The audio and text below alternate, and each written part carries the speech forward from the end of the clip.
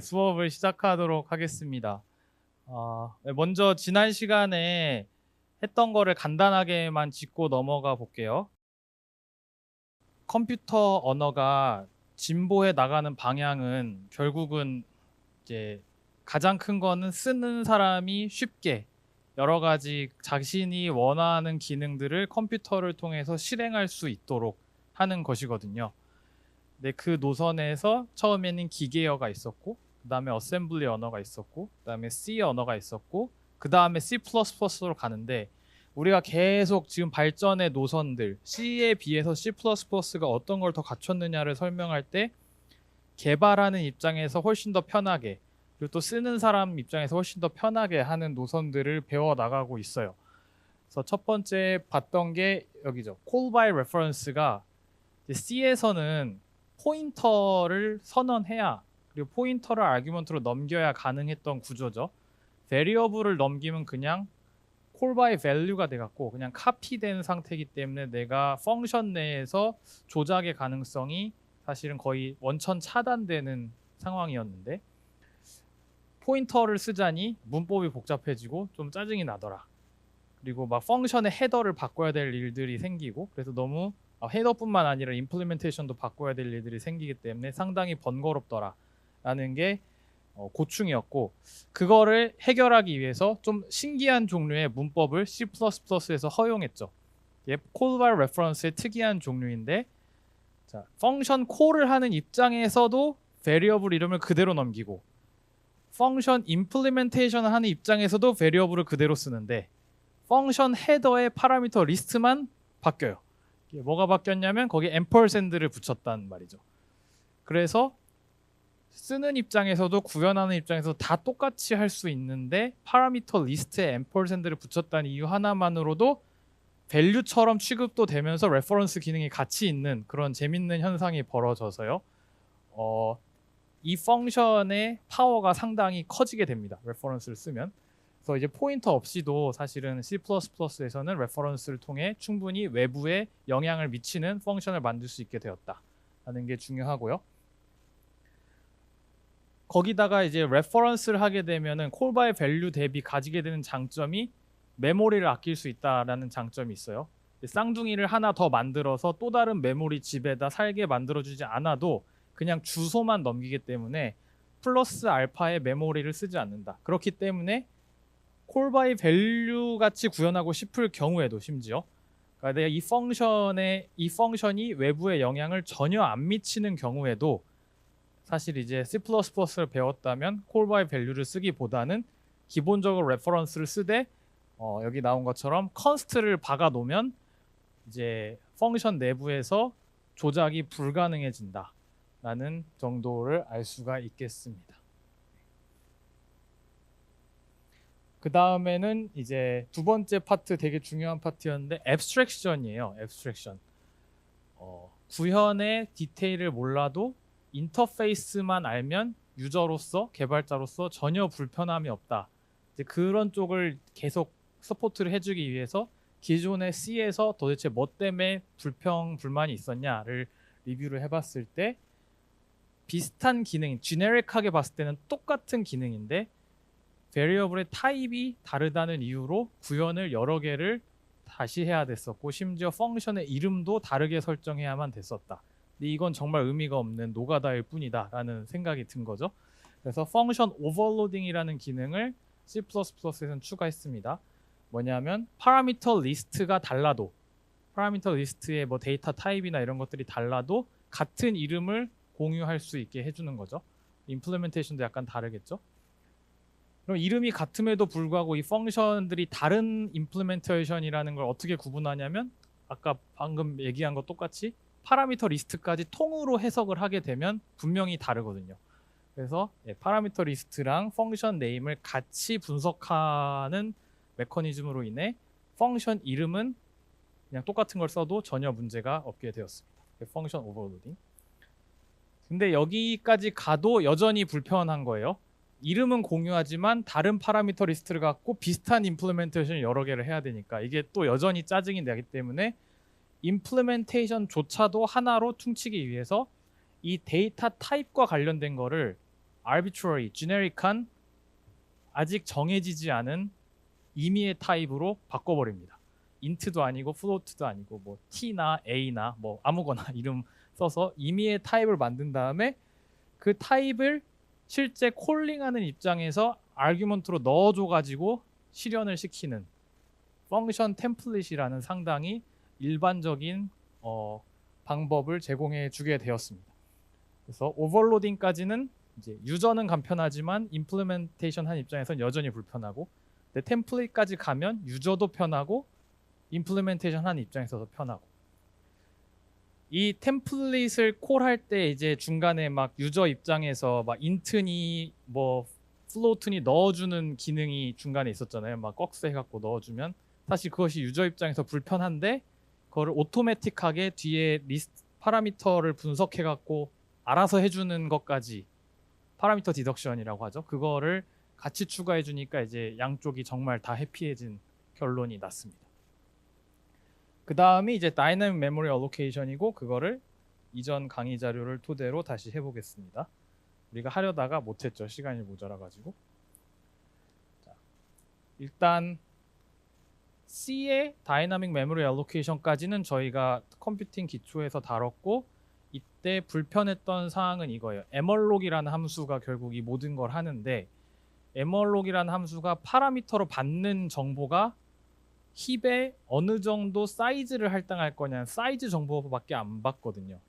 근데 유저가 실제로 관심하는 건 사이즈 자체가 아니라 유저 그 개발하는 입장에서 뭐 인트다, 플로트다 그런 데이터 타입 자체가 중요해요. 데이터 타입 인트가 뭐 5개 아니면 뭐 플로트가 6개 이런 식으로 어떤 데이터 타입을 몇 개를 가질 거냐가 프로그래밍 하는 입장에선 중요한데, 이 C가 받는 파라미터는 그런 타입 정보도 아니고 개수 정보도 아니고 그냥 퉁친 메모리 사이즈였기 때문에 좀 개발하는 입장에서 별도로 케어해야 되는 부분이 있었던 좀 번거로운 부분이 있었고,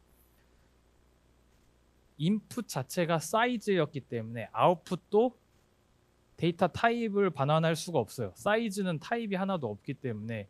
그래서 보이드 포인터 아웃풋을 토해냈고, 그걸 또 개발하는 사람이 알아서 타입 캐스팅을 별도로 해줘야 되는 번거로움이 있었습니다. 그래서 이런 것들을 해서 탈피하고자 C++에서는 좀 더 개발자 프렌들리한 다이내믹 메모리 어로케이션을 하는 거죠. 특히 이런 것들이 클래스를 위해서 유용하다고 나와 있습니다. 한번 볼게요. C++에서 다이내믹 메모리 어로케이션을 제공하는 함수는 기능은 이 new라는 커맨드입니다. new. 에멀록이 아니고 이제 new라는 커맨드인데, 보시면 좀 특이하게 두 개가 있네요. 두 개의 인자를 받네요. new 다음에 들어오는 게 데이터 타입이 정보가 일단 들어오네요. 그리고 그 다음에는 array 같은 느낌으로 꺽쇠가 등장한 다음에 숫자가 들어가네요. 그럼 데이터 타입 플러스 개수를 인풋으로 제공한 다음에 그거에 알맞게 다이내믹한 메모리를 할당해 주세요라는 뜻이거든요. 그러니까 이게 에멀록하고는 좀 다른 거죠. 그러니까 여기 파라미터 이 두 개, 더 이상 사이즈 정보가 아니라 데이터 타입 플러스 몇 개에 필요하냐를 이제 제공받는다. 이게 되게 중요합니다. 이게 인풋이고, 그럼 이제 리턴 값으로는 뭐냐면, 자 이제 인풋으로 데이터 타입이 들어왔잖아요. 그럼 아웃풋으로도 데이터 타입을 내보낼 수가 있죠. 에멀록은 void 타입의 포인터를 내보낼 수밖에 없었지만 new는 더 이상 그렇지 않고 자기가 받은 데이터 타입에 대한 포인터를 반환하면 돼요. 이 경우에는 int 포인터를 이제 토해낼 수 있고, 그래서 여기 지금 제가 int 포인터를 하나 선언한 다음에 이렇게 어사인먼트를 자연스럽게 할 수 있게 되었습니다. 그리고 이제 이 맨 마지막 거는 좀 이따가 같이 배워야 될 항목인데, 클래스도 사실 하나의 데이터 타입이거든요. 파이썬에서 이미 얘기를 했지만, 그래서 이 클래스도 여기다 쓸 수 있어요. int 말고 어떤 클래스 이름도 여기다 쓸 수 있고, 그럼 데이터 타입으로 생각해서 뭐 특정 클래스가 5개가 선언이 될 텐데, 그때 클래스의 컨스트럭터들이 알아서 불리게 되는 게 있는데, 컨스트럭터가 뭔지 모르기 때문에 이따 얘기할게요. 그래서 여기에 있는 이 노란 글씨 안에 있는 예전 C 스타일과 여기에 있는 C++ 스타일의 다이렉트한 대조, 그래서 뭐가 추가되었는지, 뭐가 간편해졌는지 대조할 수 있으면 좋을 것 같습니다. 그 다음에 여기 좀 특이한 게 하나가 사실 더 있어요. 뭐냐면 원래 에멀록에는 만약 인트 5개가 필요하면 인트 사이즈 곱하기 5까지 하면 됐거든요. 근데 뉴로 오니까 이게 뭐랑 같냐면 에멀록 입장에서는 5개를 이미 할당을 했는데 4를 더하게 돼요. 에멀록을 순수하게 썼을 때보다 4바이트가 더 필요하다는 얘기거든요. 이게 뭐냐면 약간 헤더 같은 느낌이에요. 이 뉴가 그러니까 힙 전체 메모리를 잘 관리하기 위해서 이 4바이트가 뭘 가지고 있냐면 앞으로 이 뉴가 할당해야 될 꼬리 달린 인트 개수가 5개다라는 정보를 이 4바이트 내부에서 가지고 있어요. 그래서 얘를 먼저 4바이트를 까봐서 거기에 숫자를 보고 그럼 이게 5개구나. 그럼 이제 앞으로 인트 5개가 연속으로 돼 있겠네라는 정보를 알 수가 있는 거죠.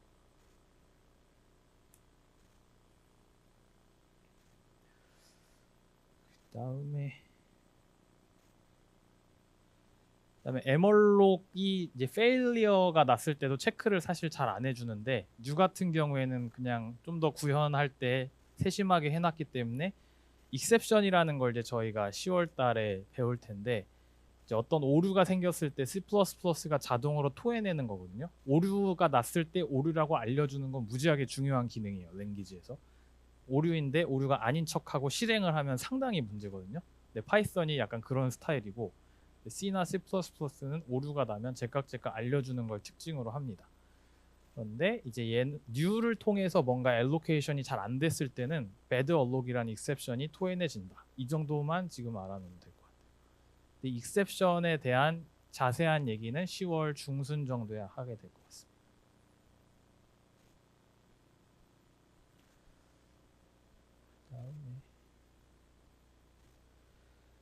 그다음에 여기 있는 건 뭐냐면 그 원래는 배드 얼록이라는 익셉션이 토해내짐으로써 이 뉴가 제대로 실행되는지 안 실행되는 줄 알 수 있는데 또 다른 옵션 취향에 따라서 no throw 그러니까 익셉션을 던지지 말아주세요라는 요청을 부가적으로 만약 붙이게 되면 익셉션이 토해내지지는 않고 그냥 결과물로 만약에 알로케이션 실패했으면 아무것도 없는 널 포인터를 토해내게 될 겁니다. 그래서 만약 이런 옵션을 뗐겠다면 내가 뒷부분에서 반드시 if문으로 체크를 해줘야죠. 그래서 에러면 널 포인터가 나올 거기 때문에 에러 케이스를 따로 처리해줘야 되고 그렇지 않으면 정상 동작을 하게 되고 근데 만약 no throw가 없으면 여기서 알아서 멈추거나 그런 안 좋은 일이 발생할 겁니다.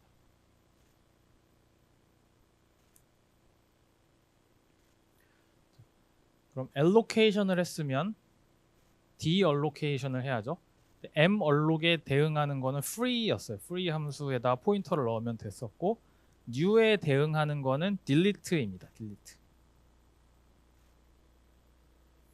여기에 나온 건 뭐 일반적인 얘기지만 힙 메모리에 있는 것은 보통 다이나믹한 특성을 가지고 있는 데이터 스트럭처들이 힙을 쓰기 때문에 어느 시점에 이 헤비 얼로케이션이 되어 있으면 프로그램이 끝나기 이전에 언젠가는 디얼로케이션이 일어나야 정상적이에요. 잠깐만 필요한 데이터들을 이 힙에서 쓰거든요.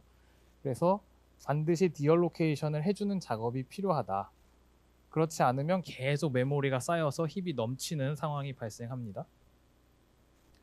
그래서 프리와 마찬가지로 뭐 딜리트 한 다음에 포인터를 쓰든 아니면 딜리트 한 다음에 꺽쇠를 쓰고 포인트를 쓰든 하는데 이게 이제 아래 거랑 매치가 되는 거죠. 딜리트는 뉴로 선언한 거, 딜리트 꺽쇠는 이제 뉴 꺽쇠로 선언한 거랑 서로 매치하면 됩니다.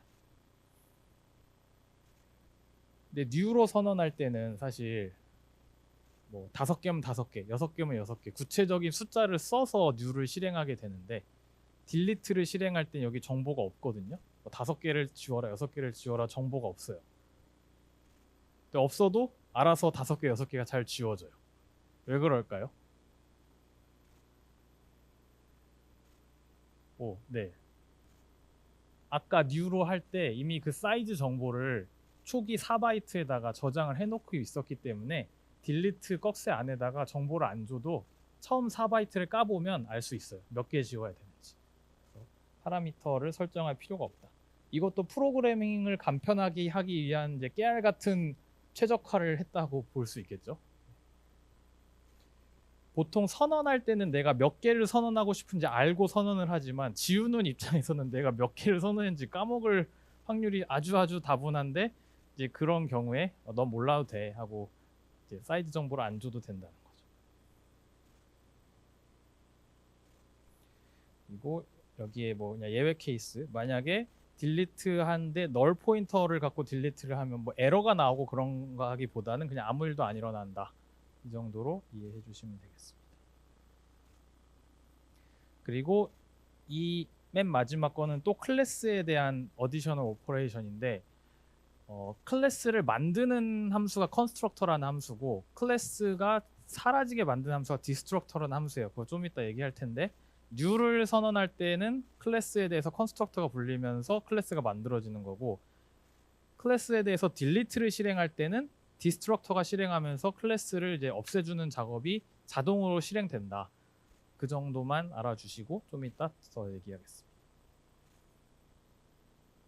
여기 맨 마지막에 제가 아까 얘기했던 초기 4바이트가 얼마나 많이 지워야 될지 클래스로 치면 디스트럭터가 몇 번이 불려야 될지를 알 수 있습니다. 그래서 여기 뭐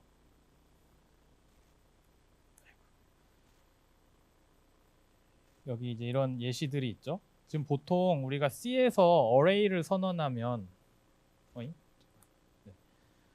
C에서 array를 선언하면 이 꺽쇠 가지고 할 때 이제 딱 픽스된 걸 하기 마련인데 자, 지금 다이나믹하게 그냥 array를 한번 만들어 본 거예요.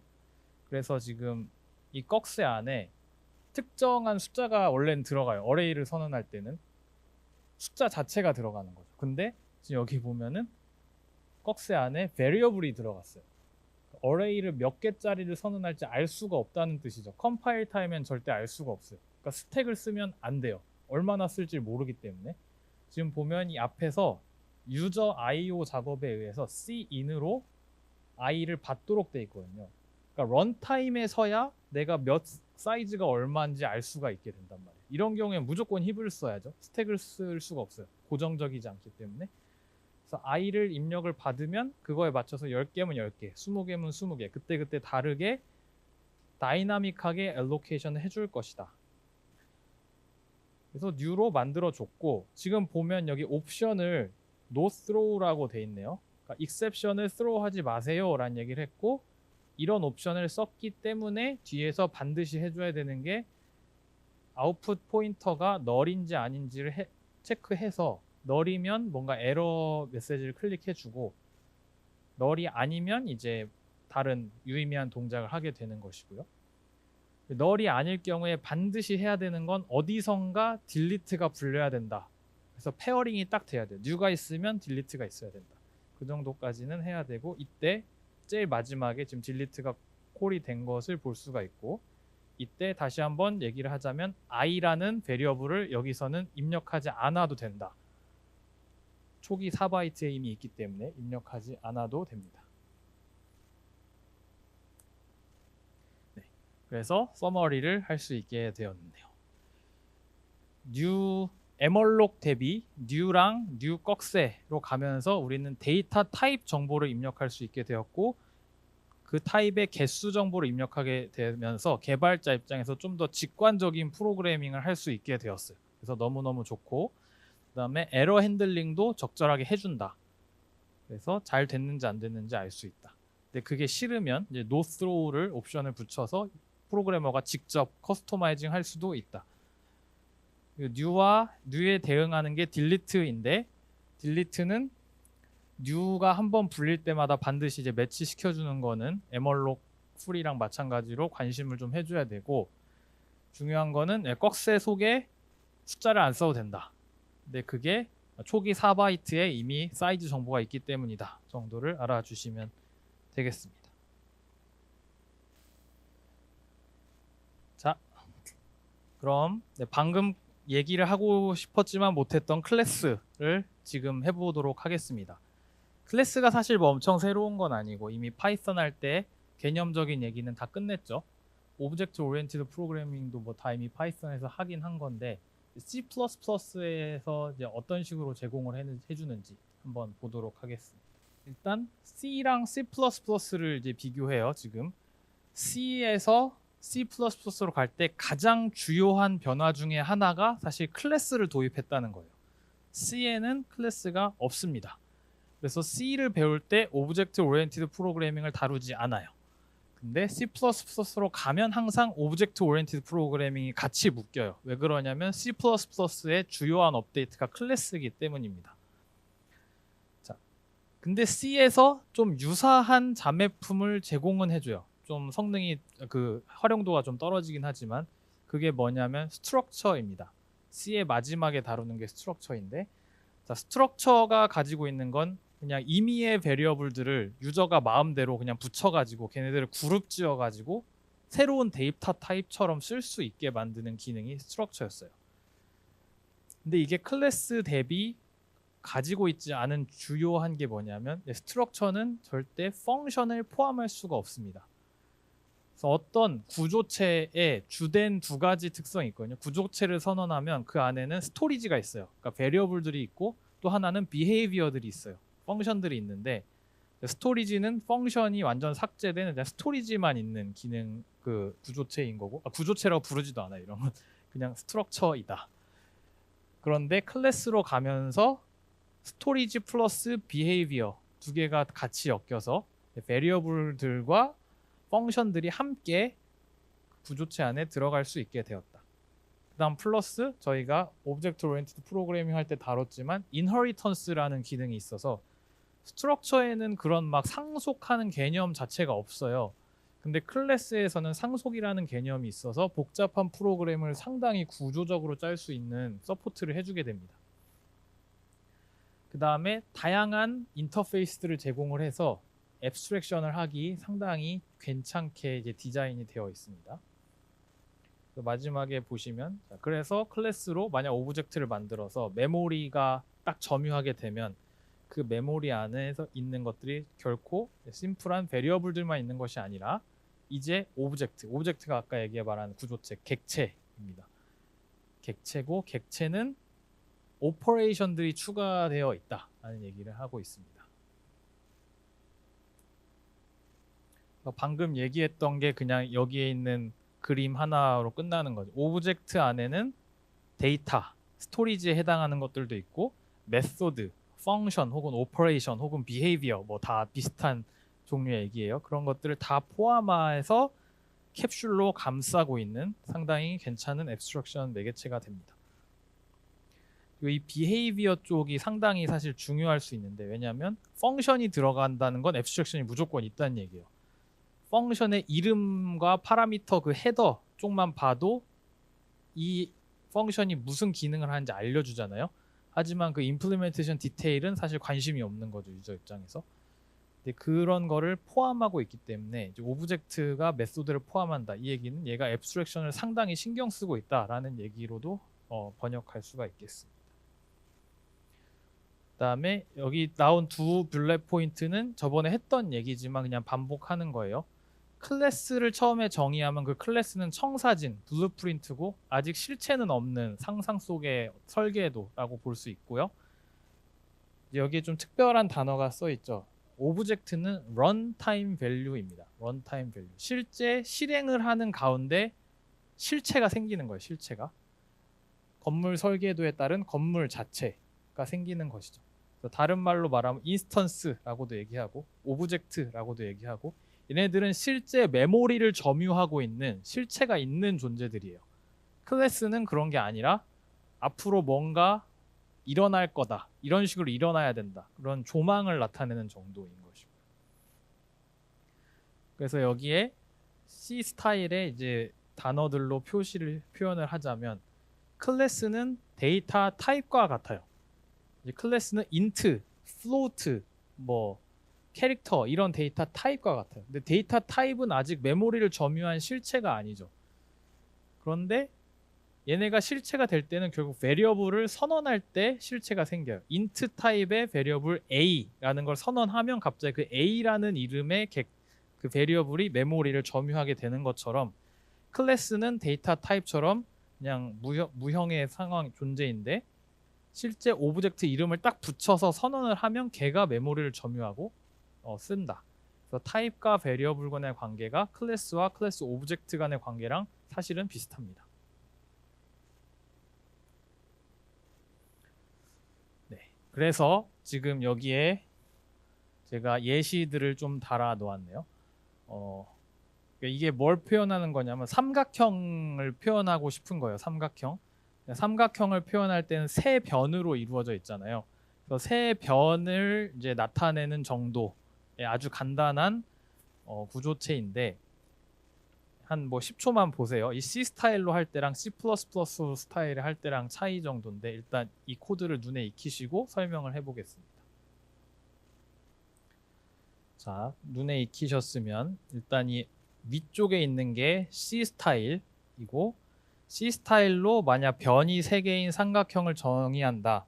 그러면 존재하지 않는 데이터 타입이기 때문에 내가 만들어야 돼요. 근데 C로 존재하지 않는 걸 만들 때는 스트럭트로 만드는 거죠. 그래서 스트럭트라고 쓰고 이제 이름을 트라이앵글로 한 다음에 그 안에다가 이제 변 3개를 소수를 표현할 수 있도록 실수로 정의를 하고 그다음에 타입을 정의했기 때문에 세마이콜론을 받고 그럼 이게 마치 타입이죠. 아직 실체가 없는 거죠. 그런데 이제 런타임에서 쓰고 싶을 때는 스트럭트 트라이앵글까지 써야 이게 하나의 타입 정보로 인지가 돼서 T2라고 했을 때 이제 T2라는 그 스트럭처 인스턴스가 생긴다. 그럼 이 T2가 포함하고 있는 건 단순히 스토리지 점유, 그냥 데이터만 포함하고 있는 거죠. 스트럭처는. 근데 얘를 밑에 C++ 스타일로 바꾼다면 이제 스트럭처도 여전히 제공은 해주지만 이제 안 쓰는 거죠. 굳이. 그래서 클래스로 바꿨어요. 스트럭트 대신 클래스로 바꾼 거고 나머지는 다 똑같아요. 근데 여기 실제 쓸 때 뭐 클래스 트라이앵글 이런 거 아니고 그냥 클래스는 이제 빠지는 겁니다. 이게 문법적 약간의 차이죠. 그냥 트라이앵글이라는 것만 써도 타입으로 인정해주고 그다음에 T1이라는 실체가 생기게 됩니다. 자, 그럼 여기까지 봤을 때는 스트럭처랑 클래스랑 거의 비슷해 보이는데 아직 클래스의 잠재력을 우리는 다 발휘하진 않은 상태예요. 지금은 스토리지만 넣은 상태인데 사실은 이 안에 펑션들을 넣을 수 있습니다. 펑션들을 넣을 수 있기 때문에 이 T1은 이제 오브젝트라고 불리게 돼요. 그럼 펑션도 한번 추가를 해봐야겠네요. 나중에. 네. 클래스는 아까 말씀드렸듯이 펑션을 포함할 수 있고 클래스 안에 있는 펑션을 특별히 우리는 메소드라고 부르게 됩니다. 똑같은 펑션인데 클래스 안에 있은 메소드다. 굳이 이렇게 이름을 다르게 붙인 이유는 조금 다른 특성을 가졌기 때문에 이름을 다르게 붙였을 것 같아요. 그죠? 일단 지금 이거를 한번 쭉 보죠. 보면은 뭔지 잘 모르겠지만 일단 뭔가 함수스러운 게 페리미터, 이게 지금 둘레 길이인 것 같아요. 둘레 길이를 한번 계산해 보세요 라는 거고 둘레 길이는 세 변의 합이다. 뭐 이 정도의 펑션인 것 같습니다. 그리고 이거는 넓이라는 이름을 가졌으니까 넓이 계산하는 것 같은데 네, 제가 잘 모르지만 기억이 잘 안 나지만 해롱의 공식 뭐 이런 거에 의해서 이 변의 세 변의 길이를 알면 넓이를 구할 수 있나 봐요. 그죠? 그래서 이런 정도의 기능을 가지고 있습니다. 그래서 이 두 개 자체는 어려운 건 아니고 근데 이제 문법적으로 일반적인 함수를 선언했을 때랑 약간 지금 뭔가 부자연스러워 보이는 부분들이 있기 때문에 걔네들을 짚고 넘어갈 생각입니다. 그게 지금 다 이렇게 빨간 줄을 그어놨죠. 일반적인 함수를 선언할 때랑 지금 첫 번째 다른 게 이거예요. 헤더에 보면 트라이앵글 땡땡이라는 게 붙어 있어요. 이거 일반 함수 선언할 때 이런 거 없었잖아요. 근데 메소드를 정의할 땐 이런 걸 반드시 붙여야 됩니다. 왜냐하면 메소드는 특징이 클래스 안에 있는 함수이고, 그 얘기는 클래스 바깥에서 이걸 뭔가 부르려고 하면 클래스 이름을 찍어주고 스코프를 클래스 안으로 제한해 줘야만 그 클래스 안에 있는 메소드로 인지를 시킬 수 있거든요. 매치를. 그래서 지금 우리가 클래스 바깥에서 이 함수를 정의하고 있기 때문에 이게 일반적인 함수가 아니라 트라이앵글의 메소드라라는 이제 표현을 해주려면 클래스 이름을 쓰고 스코핑 오퍼레이터 땡땡을 붙여줘야 이제 비로소 얘가 트라이앵글의 메소드를 정의하는구나라고 이제 컴파일러가 인지를 해주는 겁니다. 네, 그게 첫 번째 차이. 그다음 두 번째 차이는 이게 되게 좀 또 신기한 부분인데, return하고 사이드 A, 사이드 B, 사이드 C, 지금 듣도 보도 못한 베리어블 이름이 사실 등장한 거예요. 이 펑션의 입장에서 보면은 펑션은 사실 파라미터로 받지 않으면 베리어블을 쓸 수가 없잖아요. 근데 지금 파라미터 리스트가 비어 있는데도 불구하고 갑자기 듣도 보도 못한 이름 3개를 맘대로 쓰고 있는 상황이에요. 그죠? 이게 일반적인 함수에선 불가능한 거죠. 아니면 뭐 얘가 로컬 베리어블로 따로 선언을 하든지 둘 중 하나는 해줘야 돼요. 파라미터로 받든지 로컬 베리어블을 선언하든지 해야 되는데 둘 다 안 했는데도 불구하고 이런 이름들 3개를 마음대로 쓰고 있다. 여기 area에서도 마찬가지고 사이드 A, 사이드 B, 사이드 C라는 게 등장했죠. 심지어 얘는 듣도 보도 못한 함수를 실행하고 있어요. parameter라는 함수까지 실행하는 지경에 이르렀습니다. 자, 그래서 지금 뭔가가 자동으로 이 펑션에 정보로 주어지고 있다는 것을 우리는 목격을 하고 있는 거죠. 근데 이게 다 이 트라이앵글 땡땡에서 오는 특별한 기능이죠. 트라이앵글 땡땡을 하고 메소드를 정의한 순간 트라이앵글이 가지고 있는 정보가 다 흘러 들어가게 됩니다. 지금 트라이앵글이라는 클래스에 사이드 A, B, C가 정의되어 있는 걸 위에서 볼 수 있고, 그 다음에 여기 뒤에는 area랑 parameter라는 이름이 다 선언이 돼 있기 때문에 우리가 트라이앵글 땡땡이라고 하는 순간 얘가 가지고 있는 건 다 흘러 들어오게 돼요. 그래서 특별히 쓰지 않아도 내가 선언해 주지 않아도 알아서 쓸 수 있다라는 아주 큰 차이가 있습니다. 그럼 이제 지금까지는 정의에 대한 부분이었어요. 아직 쓴 건 하나도 없고 유저의 입장이 아니라 순전히 개발자 입장에서 제공해 주는 구현을 한 거고, 그럼 이 제공된 것을 내가 실제 쓰려면 이제 메인 함수에서 선언을 해야겠죠. 오브젝트를 선언할 때는 아까 얘기했듯이 triangle이라고 타입 정보를 쓰고 오브젝트 이름을 쓰면 선언이 될 거다. 이렇게 한 다음에 T1 안에 있는 메소드를 실행하고 싶으면 dot 오퍼레이터를 쓰는 겁니다. T1 안에 있는 parameter라는 걸 쓰고 싶다. 그럼 이제 T1 dot parameter고, 여기서 이제 중요한 것이 이 parameter라는 함수는 내가 선언을 따로 해주고 정의도 했지만 절대 오브젝트라는 스코프를 떠나서 콜할 수가 없어요. 그러니까 반드시 T1 땡 아니면 뭐 또 다른 이름을 가지고 이 클래스 오브젝트가 생긴 상태에서만 콜할 수 있어요. 그게 메소드의 특징이죠. T1 땡을 없애는 순간 parameter라는 이름은 이 세상에 존재하지 않는 이름이에요.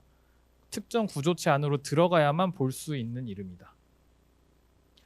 그래서 여기에 지금 두 가지 키워드를 붙였죠. 아까 얘기한 거랑 일맥상통하는 건데, 첫 번째 관계성이 있습니다. 메소드는 관계성이 있습니다. 항상 특정 오브젝트와 관계 하에 불리는 함수가 메소드예요. T1이면 T1, T2면 T2, 뭔가 오브젝트랑 관련이 있어야 되고, 그렇지 않으면 컴파일 에러가 날 겁니다. 왜냐하면 그런 이름을 본 적이 없기 때문에. 실제로 두 번째는 자동으로 넘어가는 디폴트 혹은 엑스트라 파라미터가 존재해요. 파라미터 리스트에 아무것도 없어도 무조건 넘어가는 파라미터가 있는데, 그것은 자신을 포함하는 오브젝트 자체입니다. 자신을 포함하는 오브젝트 자체를 가리키는 포인터를 디스포인터라고 하거든요. 근데 그게 자동으로 넘어가게 되고, 그래서 원래 문법적으로 정말 엄밀하게 하자면 parameter 안에서 사이드 A, 사이드 B, 사이드 C를 가지고 쓰려면 this 한 다음에 화살표 치고 뭐 사이드 A, this 화살표 치고 사이드 B, this 화살표 치고 사이드 C 이렇게 써줘야 맞는데, 문법적으로 랭귀지를 디자인할 때 this는 생략해도 되게끔 디자인을 했어요. 그래서 this를 써도 되고 안 써도 되는 겁니다. 보통 안 쓰죠. 그래서 이 엑스트라 파라미터가 있는 게 사실 이 메소드를 상당히 쓰기 쉽게 만들어 줍니다. 이건 마치 파이썬의 클래스에서 셀프를 파라미터로 넘기는 거랑 비슷한 기능이라고 보시면 되겠습니다. 그 다음으로 할 얘기는 앱스트랙션에 관련된 얘기인데, 어떤 오브젝트, 클래스를 디자인할 때 이제 앱스트랙션을 잘한다라는 얘기는 내가 무엇을 유저에게 오픈할 거고 어떤 부분을 구현 디테일로 숨길지를 나누겠다라는 의미가 들어가 있어요. 펑션을 설계할 때도 펑션 이름과 파라미터 리스트는 뭔가 인터페이스처럼 유저에게 오픈하는 것이고, 블락 안에 세세한 구현은 사실 유저가 몰라도 되게끔 하는 게 그게 나쁜 게 아니라 상당히 친절한 거죠. 그런 게 몰라도 되게 하는 게. 그럼 클래스를 쓸 때도 이 클래스를 딱 봤을 때 유저가 쓰고 싶은 오퍼레이션들이 있을 거예요. 그럼 그거를 펑션 메소드로 구현해서 오픈을 하되, 그 펑션을 구현하기 위한 수많은 디테일들이 있을 거거든요. 뭐 수많은 베리어블들이 막 클래스 안에 그 선언이 되어 있을 수도 있고, 근데 유저는 관심이 없을 수 있어요. 유저는 특정 오퍼레이션을 쓰는 거에만 관심이 있을 때, 나머지 것들은 다 숨기고 유저가 원하는 그 몇 가지 메소드들만 오픈하면 유저 입장에서 불만이 하나도 없어요, 사실. 그런 나누는 작업을 해주는 게 뭐냐면 액세스 스페시파이어라는 겁니다. 어떤 정보를 숨길지, 어떤 정보를 partially 오픈할지, 어떤 정보는 완전히 모두가 액세스할 수 있도록 오픈할지, 뭐 그런 세 가지 종류의 구분을 하는 거거든요. 그래서 이제 첫 번째 기능이 여기 지금 public이라는 건데, 이 access specifier public이라는 건 모두에게 이 이름을 공개하겠다라는 뜻입니다. 이 public 안에 있는 이 두 개, area랑 parameter 두 메소드는 유저가 볼 수 있도록 공개하겠다라는 뜻이에요. 그래서 뭐 여기 자세한 설명들은 나와 있는데, 자, 가장 보안 등급이 낮은 모두가 쓸 수 있는 액세스 스페시파이어 public 땡이라고 하는 겁니다. 얘는 모두가 볼 수 있다, 고객도 볼 수 있다 하는 것입니다. 그래서 인터페이스 역할을 하는 친구들을 다 이 퍼블릭에다가 몰아가지고 선언을 해주면 적절한 설계가 될 거고요. 그럼 나머지는 뭐냐면, 두 번째가 이제 가장 강력한 보안 등급이라고 보시면 되겠어요. 프라이빗, 나만 알 수 있는 거. 얘가 이제 아무것도 안 쓰면 자동으로 프라이빗인 줄 알거든요. 프라이빗이라고 써줘도 되는데 아무것도 안 써줘도 프라이빗이라고 자동으로 알게 됩니다.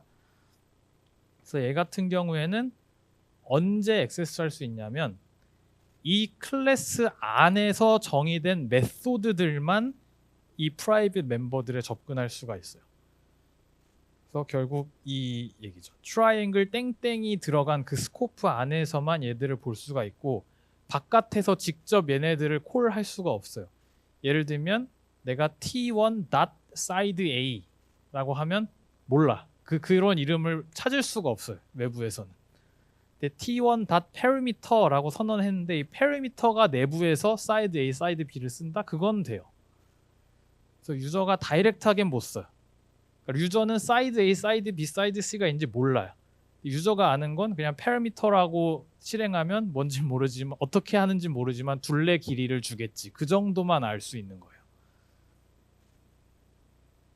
그래서 프라이빗으로 적절한 것들은 다 숨길 수 있어야 된다. 그러니까 웬만한 베리어블들은 사실은 다 프라이빗으로 선언을 하는 거예요. 오퍼레이션들에 주로 유저들이 관심이 있거든요. 그래서 펑션들 중에 중요한 것들 오픈하고 나머지 베리어블들은 킵하는 게 좋다. 그 다음에 약간 중간 단계 회색지대에 있는 스페시파이어가 프로텍티드라는 건데,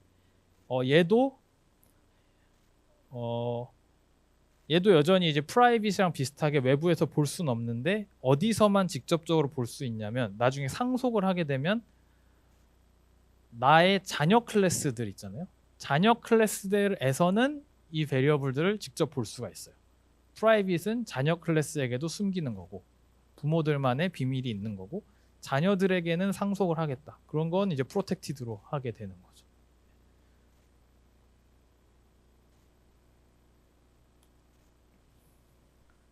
예.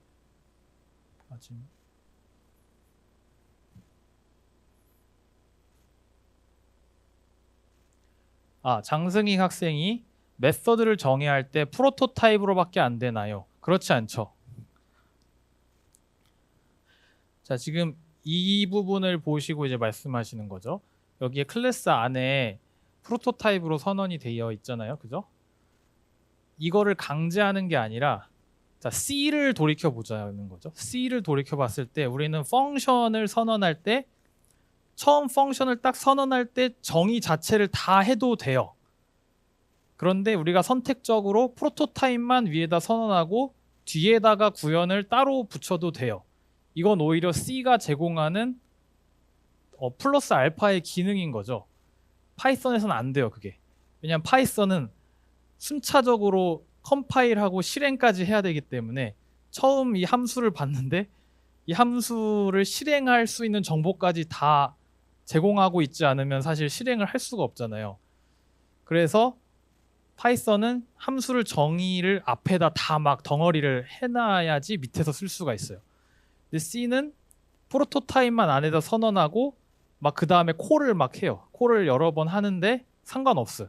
그리고 맨 밑에다가 정의를 해놔도 상관이 없는데 왜냐면 컴파일러가 전체를 보고 일단 컴파일을 할 거기 때문에 그리고 실행은 그 다음에 하는 거잖아요.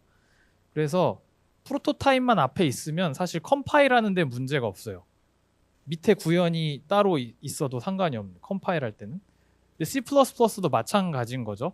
그래서 클래스를 정의하는 데 있어서 앞에 메소드를 당연히 미리 다 덩어리를 정의해도 아무런 문제가 없고 대신 그렇게 하면 코드를 넘기면서 해석할 때 진짜 짜증이 날 수가 있기 때문에 그냥 클래스에 어떤 것들이 있다 정도만 처음에 간단하게 파악하고 싶고 그다음에 구현 디테일은 밑으로 이제 스크롤 내려서 내가 원하는 것만 보면은 훨씬 더 좋거든요. 그래서 보통 정의할 때는 프로토타입만 정의하고 뒷부분에서 디테일을 구현을 하도록 해주는 겁니다. 그리고 만약에 이제 이 클래스 안에서 직접 에리어를 다 데피니션을 하게 되면 트라이앵글 땡땡 이런 거 안 써도 돼요. 왜냐 이미 그 안에 있잖아요. 그래서 그때는 안 써도 되는데 C++가 친절하게도 클래스 바깥에서도 메소드를 정의할 수 있도록 허락해 주기 때문에 그때 필요한 문법이 트라이앵글 땡땡입니다.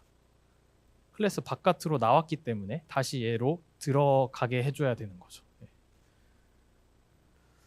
그 다음으로 이제 좀 특이한 메소드들을 보도록 하겠습니다.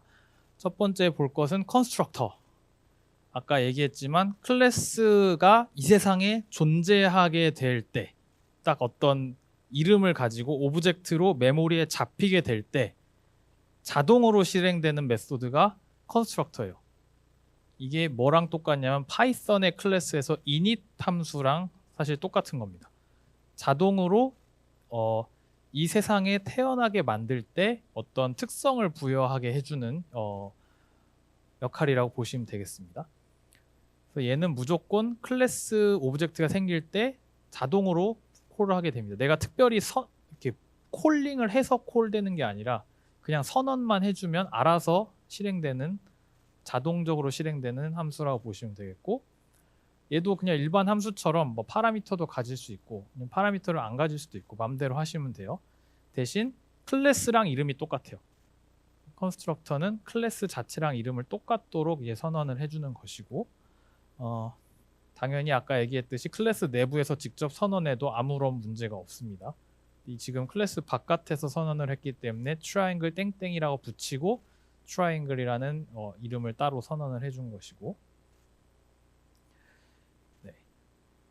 그래서 지금 이 예시에서는 보통 트라이앵글이 세 가지 변을 가지고 있는데 내가 어떤 삼각형을 선언할 때 세 변 길이를 입력값으로 주면서 선언을 하고 싶다.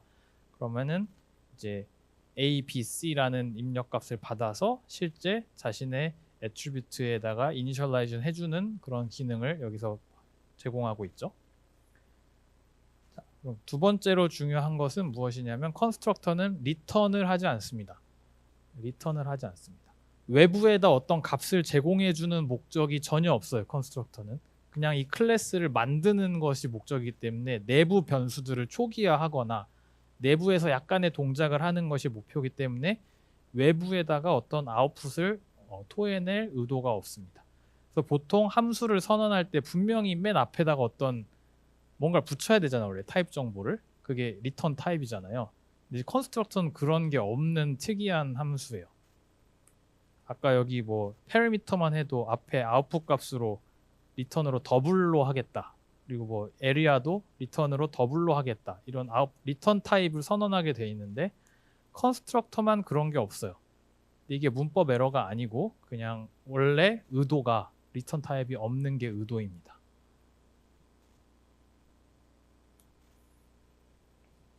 자, 그럼 아까는 컨스트럭터를 정의한 것을 본 것인 거고, 그럼 실제 컨스트럭터를 콜하고 싶으면 어떻게 하느냐? 그냥 이렇게 베리어블 선언하듯이 하면 돼요. T1이라는 오브젝트를 선언을 하는데 그때 괄호를 치고 마치 함수를 콜하듯이 여기다 괄호를 치고 내가 원하는 아규먼트 값을 넣으면 트라이앵글에 해당하는 컨스트럭터가 불리면서 2.0, 2.0, 3.0이 들어가서 사이드 A, B, C가 초기화가 될 것이다 라는 것입니다. 그리고 지금 이렇게 로컬 베리어블처럼 내가 콜을 한 거잖아요. 그러면은 이 트라이앵글 T1이라는 친구는 스택에 쌓이게 돼요.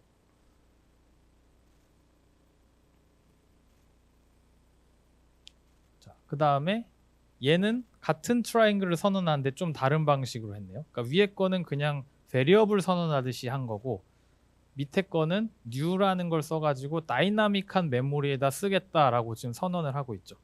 그럼 힙의 트라이앵글 크기의 메모리 박스를 잡아서 여기다 매치시켜주는 과정입니다. 그래서 얘는 힙에 들어가는 거고 이 위에 있는 건 스택에 들어가는 거고 이게 다릅니다.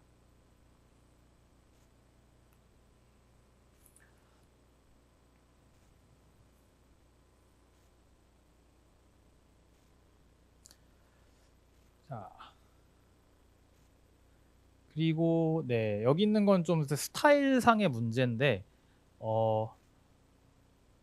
컨스트럭터를 쓸 때 단순히 베리어블 값을 매치시켜주는 간단한 작업 같은 경우에는 굳이 이 중괄호 안에 메인 바디에다 쓰지 않아도 되게끔 C++에서 다른 방향을 제공을 해주는데 이 위에 있는 파라미터 리스트까지 다 적어놓은 다음에 땡 하나를 붙이고 여기에 이제 멤버 이름을 하나씩 쓰면서 거기에 구체적인 값들을 쓰면 그냥 여기서 사이드 A 이퀄 스몰 a 하듯이 어사이먼트 작업이 일어나게 하는 좀 스페셜한 문법을 C++에서 제공을 해줍니다. 그래서 뭐 이런저런 펑션들을 이 안에서 쓸 거면 할 수가 없지만 그냥 단순한 베리어블 어사이먼트 정도는 여기 이 땡 하나를 붙여서 해결할 수가 있고 이제 이거를 이니셜라이제이션 리스트라고 하게 됩니다. 그럼 여기다 써놓으면 어떤 일이 일어나냐면 이 메인 바디로 들어가기 전에 이미 이니셜라이제이션 리스트는 실행이 끝나요. 그래서 이 메인 바디로 진입하는 시점에서 이미 사이드 A의 값은 정해지고 메인 바디로 들어가는 거죠. 그래서 선후 관계가 좀 있다 정도 알아주시면 좋겠습니다.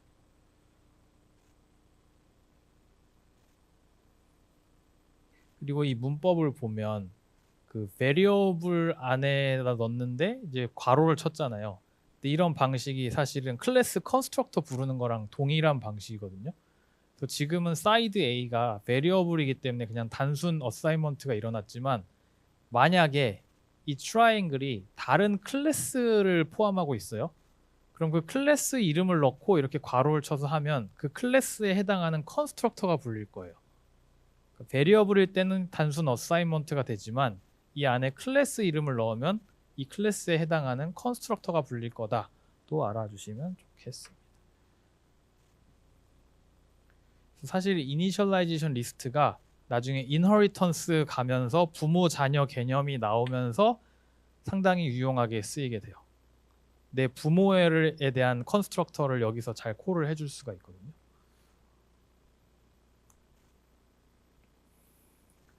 자, 그러면은 컨스트럭터의 반대 개념. 컨스트럭터는 클래스를 인스턴스에 실제 만들 때 불리는 함수고, 그럼 잡혀있는 메모리를 완전 없앨 때, 클래스 오브젝트를 없앨 때 실행되는 함수도 거꾸로 있을 텐데 그걸 디스트럭터라고 합니다.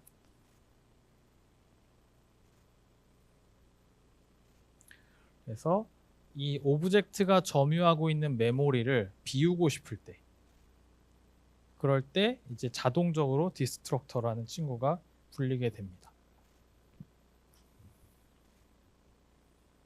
그리고 디스트럭터는 이제 함수의 이름이 사실 똑같은데 앞에 틸다만 붙이면 디스트럭터가 되고 틸다가 없으면 이제 컨스트럭터인 거고, 그 정도의 차이가 있습니다. 그다음에 아규먼트는 사실 거의 없는 게 주로 일반적이라고 보시면 돼요. 그럼 클래스가 이제 끝이 났네요. 사실 파이썬하고 엄밀한 의미에서 다를 건 없으나 이제 우리가 C를 공부하다가 C++로 넘어온 입장에서는 차이를 알 필요가 있다. 스트럭처를 C에서 제공했다면 C++에서 메소드를 추가한 클래스를 제공을 해준다. 그리고 클래스는 블루프린트라면 오브젝트는 실체가 있는 인스턴스고, 클래스가 타입이라면 오브젝트는 베리어블이다 라는 정도 알아주시고, 메소드라는 친구가 펑션과 뭐가 다른지, 메소드는 특정 오브젝트와의 관계성 하에서만 쓰일 수 있고 선언될 수 있는 친구다. 그리고 메소드는 아무것도 파라미터로 넘기지 않아도 디폴트로 가지고 있는 파라미터가 있다. 그것은 자신을 포함하고 있는 오브젝트 자체, 그 오브젝트를 가리키는 this라는 포인터다라는 걸 알아주시면 좋겠고, 그리고 클래스는 스트럭처보다 메소드를 제공할 뿐만 아니라 앱스트랙션을 상당히 파워풀하게 해줄 수 있는 친구고, 그 기능이 액세스 스페시파이어를 통해서 이제 구현이 되는 거죠. 퍼블릭과 프로텍티드와 프라이빗이라는 세 단계의 액세스 스페시파이어가 있습니다. 퍼블릭은 모두에게 공개해서 유저가 쓰도록 하는 게 이제 퍼블릭이고, 프라이빗은 나 말고 아무도 못 보는, 굳이 말하자면 나의 메소드 빼고는 아무도 못 보는 게 프라이빗이고, 프로텍티드는 나와 나의 자녀들까지는 볼 수 있는 게 프로텍티드입니다. 그리고 클래스가 오브젝트로서 이 세상에 생겨날 때 자동으로 콜되는 게 컨스트럭터고, 컨스트럭터에는 리턴이 없습니다. 리턴이 없고, 이니셜라이제이션 리스트라는 좀 특이한 걸 제공을 해준다. 이니셜라이제이션 리스트에서는 베리어블도 어사이먼트를 해주지만 클래스 컨스트럭터도 부를 수 있다. 그리고 마지막으로 디스트럭터, 얘는 클래스 이름과 똑같이 선언을 하지만 틸다가 앞에 붙었다는 정도가 차이가 있고, 클래스 오브젝트가 메모리에서 사라질 때 자동으로 콜되게 됩니다. 보통은 파라미터를 취하지 않습니다. 이 정도의 특징이 있겠습니다. 그럼 오늘의 마지막 컨텐츠입니다. 컨테이너. 이것도 무진장 중요한 겁니다. 여기까지 배우면 이제 점점 C++가 파이썬이랑 비스무리해진다라는 이제 느낌이 듭니다. 클래스도 파이썬이 가지고 있는데 이제 컨테이너도 이제 좀 특별한 게 있어요. 이 컨테이너 얘기를 하기 전에 이제 우리는 템플릿 얘기를 하겠습니다. 펑션 템플릿의 그 의도, 펑션 템플릿이 탄생한 동기랑 거의 유사한 거예요. 펑션이라는 걸 지네릭하게 타입과 상관없이 특별한 그 하이 레벨 오퍼레이션에만 초점 맞춰서 정의하고 싶었던 게 펑션 템플릿의 탄생 배경이잖아요. 근데 그건 이제 아까 클래스가 가지고 있던 두 가지, 데이터, 스토리지, 그리고 오퍼레이션, 그 두 가지로 보면 오퍼레이션 쪽에 해당하는 앱스트랙션 가능한 파워풀한 거죠. 템플릿, 펑션의 템플릿이니까. 근데 이 데이터에 대해서도 뭔가 지네릭하게 하고 싶을 것 같아요. 그죠? 이거에 해당하는 게 이제 컨테이너예요. 이것도 템플릿과 관련이 아주 높습니다. 컨테이너도. 그래서 여기에 이제 기능을 보자면, 동기를 보자면, 우리가 파이썬을 공부를 했었기 때문에 한번 다시 돌아가 보는 거죠.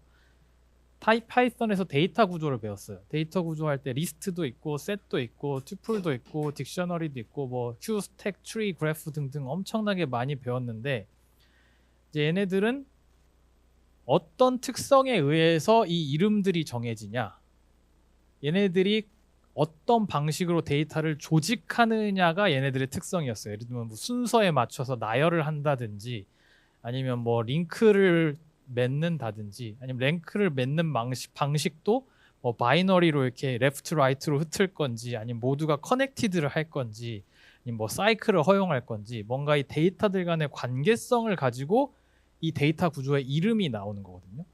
큐랑 스택 같은 거는 또 뭐냐면 데이터의 관계성뿐만 아니라 어떤 종류의 오퍼레이션을 제공할 건지가 되게 중요해요.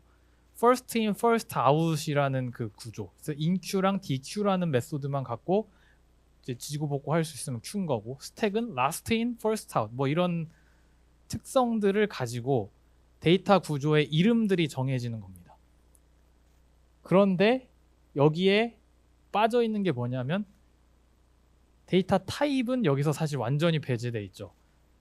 내가 리스트냐, 딕셔너리냐, 링크드 리스트냐 데이터 구조의 이름을 정할 때 링크드 리스트는 무조건 인트만 취급해야 되고, 트리는 더블만 취급해야 되고, 이런 제한 조건은 하나도 없잖아요. 무슨 타입이든지 상관없이 그냥 어떻게 데이터를 조직할 거고 어떤 종류의 메소드 기능만 제공할 거냐, 그거에만 초점을 맞춰서 데이터 구조가 정의가 되는 거예요. 마치 펑션이 하이 레벨의 오퍼레이션을 바탕으로 정의가 되듯이. 근데 우리가 만약 C로 데이터 구조를 만들면 인트 타입에 대한 트리, 플로트 타입에 대한 트리, 이런 걸 다 따로따로 만들어야 되는 아주 고통스러운 상황이 발생하게 됩니다. 그리고 이제 얘네들은 클래스로 구현이 되겠죠. 클래스가 당연히 데이터도 포함하고 비헤이비어도 포함하기 때문에 데이터 구조를 정의하기 상당히 괜찮죠. 그럼 이 오거나이징 데이터 쪽은 데이터의 관계로 표시하는 거고, 메소드들은 실제 메소드 구현을 해서 표현하게 되는 거고요. 자, 그래서 이제 이런 간극을 제거해주기 위해서 C++에서도 제너럴한 특성만 가지고 데이터 스트럭처를 정의하도록 해줍니다. 템플릿을 사용해서 똑같이. 그래서 펑션 템플릿의 데이터 버전이 컨테이너라고 보시면 돼요. 데이터 쪽에 템플릿을 제공해서 정의하면 컨테이너라고 합니다. 컨테이너는 상당히 플렉서블한 데이터 구조이다. 특별히 어느 부분에서 플렉서블하냐면 데이터 타입을 가리지 않는다는 측면에서 플렉서블합니다. 어떤 타입이든지 상관없다. 그래서 데이터 타입과 데이터 구조 간의 디커플링을 하게 만드는 게 컨테이너입니다. 그리고 이거를 구체적으로 구현하는 방법은 여기에 나왔듯이 클래스 템플릿이라는 것을 써서 구현을 하게 됩니다. 펑션 템플릿이 아니고 유사하지만 이제 클래스에 관련된 템플릿을 쓰게 됩니다. 그리고 이 중에서 이 클래스 템플릿들 중에서 상당히 자주 쓰이는 종류의 것들은 사실 이미 구현이 다 돼 있어서 내가 막 정의할 필요 없고 그냥 갖다 쓰는 것만 좀 잘하면 됩니다. 우리가 마치 파이썬에서 리스트, 셋, 딕셔너리 이런 거 그냥 어떻게 정의되는지 모르고 갖다 쓰는 것처럼 C++에서도 자매품을 다 제공해주고 있어요, 사실. 그래서 걔네들을 갖다 쓰고 어떤 메소드 제공하는지 어느 정도 친숙해지면 파워풀하게 데이터 구조를 C++에서도 쓸 수가 있습니다. 그래서 이제 클래스 템플릿이라는 거는 이미의 타입을 받아서 이제 클래스를 구성할 수 있게 해주는 기능이라고 보시면 됩니다. 여기 예시를 보면 템플릿이라고 똑같이 정의를 해놓고 여기에 이제 클래스 T라는 걸 넣은 다음에 여기까지 비슷한데 이 밑에 펑션을 정의하는 게 아니고 원래는 펑션 템플릿은 템플릿 이렇게 쓴 다음에 밑에 펑션을 정의하게 돼 있잖아요. 근데 지금은 클래스를 정의하는 거예요. 클래스를 정의하는데 이 위에 있는 임의의 타입 T를 받아가지고 그걸 바탕으로 클래스를 정의하고 있어요. 그래서 T가 뭔지는 아무도 몰라요. 근데 어떤 타입이겠죠? 클래스로 돼 있으니까. 그래서 T라는 타입의 밸류들 두 개를 어레이로 선언하겠다.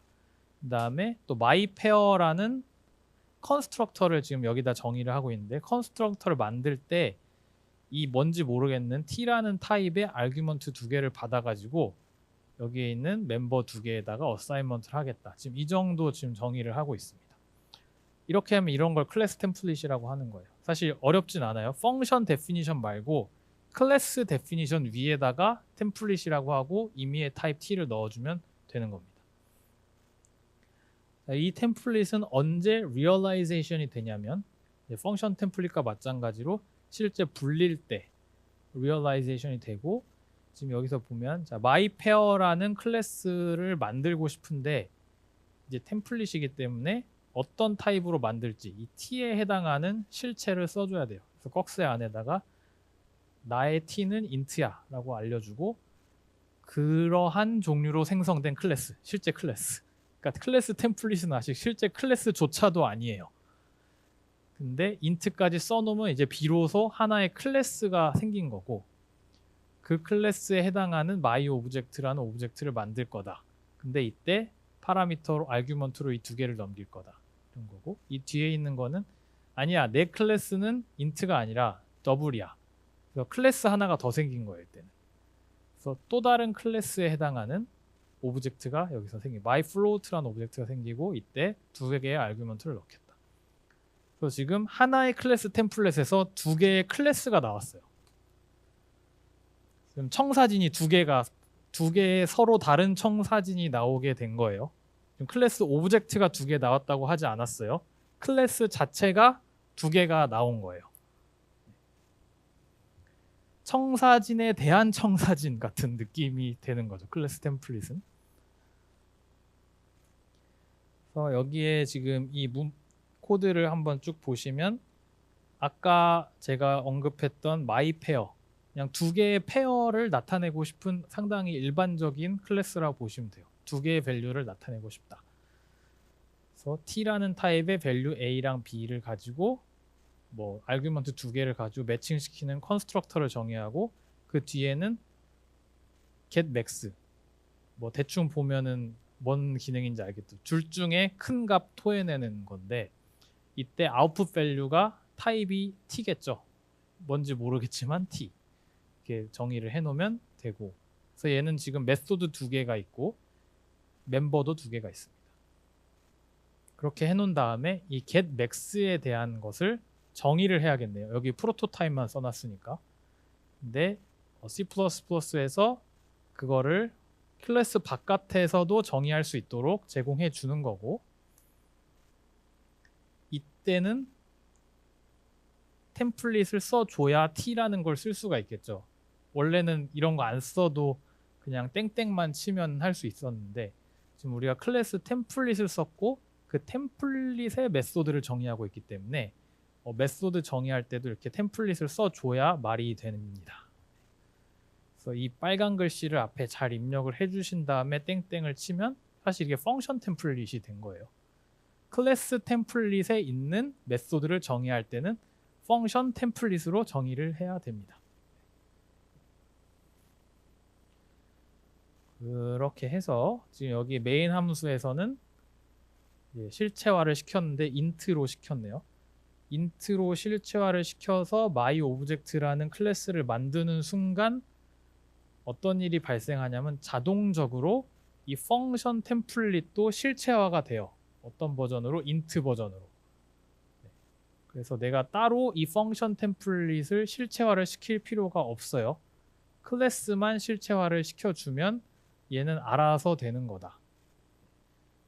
그래서 getMax를 특별한 정의 없이 써도 알아서 됐습니다. 그래서 이제 우리는 두 가지의 템플릿을 다 쓸 수 있게 되었다. 펑션 템플릿도 쓸 수가 있게 되었고, 클래스 템플릿도 쓸 수가 있게 되었고, 메소드를 정의함에 있어서 클래스 템플릿과 펑션 템플릿을 둘 다 쓸 수도 있게 되었다. 지금 이 상황을 잘 인지를 해주시면 좋겠습니다. 네.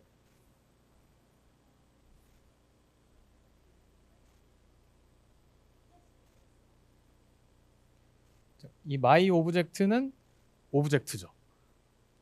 myPair int 꺽쇠까지 하면 클래스죠. 이게 지금 그러니까 myPair에 타입 t가 들어간 게 클래스 템플릿이었는데, 그거에 대해서 실체화 t 값에다가 t 값에다가 int를 넣어주겠다까지가 이제 지금 클래스가 생긴 거고, 그럼 이 특정 클래스 myPair int라는 클래스를 가진 오브젝트가 myObject인 거죠. 그럼 이 my 오브젝트하고 괄호치고 100,75를 하면 my pair int라는 클래스에 해당하는 컨스트럭터가 불려서 오브젝트가 생성되는 거죠. 그리고 이 my 오브젝트가 my pair int라는 클래스에 속한 거기 때문에 my object.getMax라고 하면 my pair int 클래스 안에 있는 getMax라는 메소드가 콜이 되겠죠.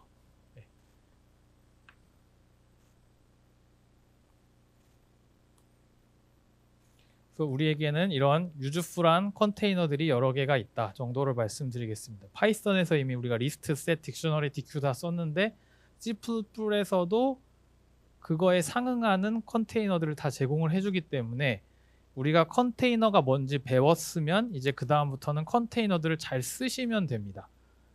우리가 만들 수준까지는 안 되더라도 잘 쓰시면 좋겠습니다. 여기에 그냥 예시 두 개만 포함을 해드릴게요. 벡터 컨테이너라는 게 있는 게 파이썬 리스트랑 상응하는 거예요.